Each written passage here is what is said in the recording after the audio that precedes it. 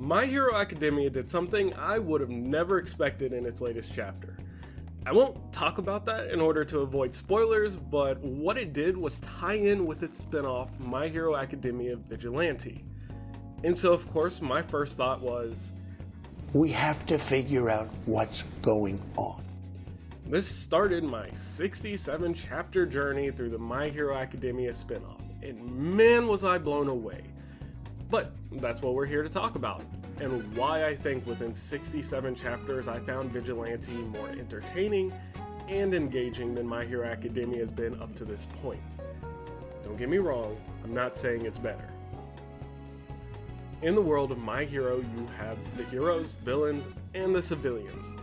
The one group of people that My Hero Academia doesn't really shine a spotlight on is the vigilantes. Those who act as heroes outside of the law. Since this is a world in which just about everyone has some sort of superpower, just about anyone could be a hero.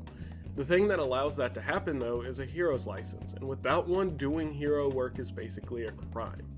This leads into those with powers who either never pursued the life of a hero, but wanted to do good with what they had, or those who just couldn't quite make it and decided to take matters into their own hands. That's what this story is about. 3 vigilantes who are just trying to do some good.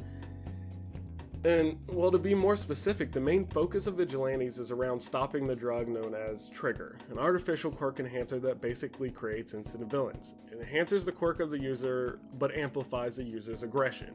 And with that simple plot is how our story gets started. For the sake of name consistency of the main 3 characters, we will just stick with using their hero, or better yet, their vigilante name. The main 3 that we follow through the story are Knuckle Duster, the old man who speaks with his fists, Popstep, the pop star who leaps through the streets singing, and the Crawler, our main vigilante, or I guess you could say our Deku replacement. These 3 have this synergy that works so well together and causes for no dull moment between the 3. We have a multitude of side characters who show up as well, like Ida's older brother Ingenium, All Might, and these 2 I'd hate to call side characters because they do take major roles in this story. That would be Captain Celebrity and Aizawa. Captain Celebrity is America's #1 hero who has to move to Japan for legal reasons. And man, is his development so prevalent in this story. We get to see him grow so much from the beginning to the end of his arc that it's honestly just amazing. And then we have Aizawa. Now, in early chapters, we just get to see him a lot and how he interacts with the characters of the story. But in later chapters, he takes a major focus, and we even get to see what happened in his past. The one thing that I do question about this, though, are they going to tie some of the scenes from My Hero Academia Vigilante manga into the My Hero Academia anime in order to make this most recent reveal in the manga make sense when we get there in the anime? But let's talk about our big 3, and we will start with Knuckle Duster. Knuckle Duster is honestly one of the most interesting characters in this series, just because of how much mystery he's shrouded in that's just established from early on. He's a very simple character up front that offers a punch first, ask questions later attitude that helps put the pacing along. He is a sole role model for the main character, but not in the way you would expect. The Crawler learns more from other characters than he does Knuckle Duster, even though he calls him Master. But what he does learn from him is how not to be a vigilante. And as much as he tries to follow that, he finds himself being more and more influenced by that. Some of the twists and turns they take with this story are unexpected until one big reveal that I can't really tell if it's between good storytelling or a random event to make the story move forward. That's how thin of a line it is with him. Then we have Popstep, who is just, she's your typical tsundere. But it gives her a reason to be that way, albeit still frustrating. She doesn't do much in the way of fighting, she's more of a support character who just helps keep civilians safe during the fight. And then we have the Crawler, who as a character I enjoy way more than Deku. The Crawler isn't a quirkless hero who's destined to be great.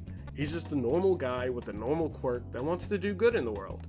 Like, he literally just starts by picking up trash and helping people with directions.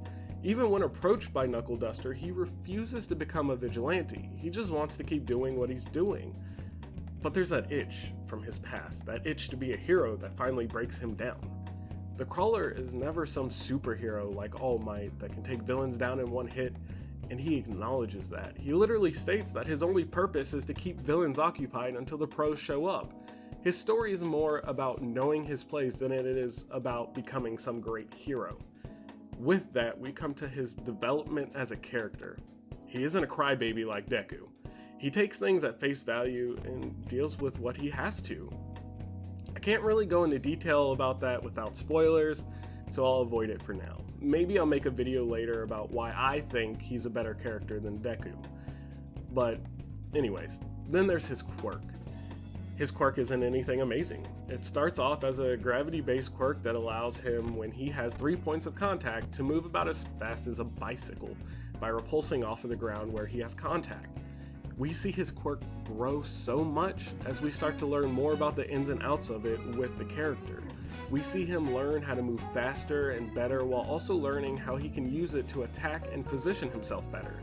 It's really great to see a quirk start off as something so small, grow into something not necessarily stronger, but more useful. Even when he finds out how to attack with it, it still doesn't have enough power to take anyone down, but it allows him to better help in the situations he's already been in. So, for those of you who stuck around, this last part will be a spoiler, however. We will talk about who Oboro Shirakumo is. So if you have no interest in being spoiled, this will be the last portion of the video. In chapter 59 of Vigilante starts the Aizawa flashback of his time through UHA, and this is where we are introduced to Oboro and what happens to him. This is also where we get a bit of backstory for Aizawa and why he is the way he is. We learn that Oboro is a very close friend to Aizawa, Yamada, and Midnight, who dies in a tragic accident. Don't get me wrong, this isn't a backstory about Oboro. This is Aizawa's flashback, and therefore he is the focus. I don't want to give it all away by going too in-depth, but basically Oboro was a very close friend of Aizawa. He was the one who gave Aizawa his goggles and the one who influenced Aizawa to be strong on his own. And I guess the most important part here that ties into chapter 253 is Oboro's quirk and the ability to summon and control a cloud. It doesn't go into much more detail on his quirk since he focused on his physical ability. Think Goku, Flying Nimbus, and Power Pole, and you have Oboro. At this point though, I can't wait to see where they go with this.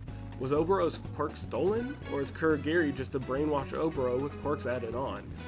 I guess we'll have to wait to find out. But if you enjoyed this video, don't forget to like, share, and subscribe, and if you have read Vigilante, let me know who you think is better, Crawler or Deku.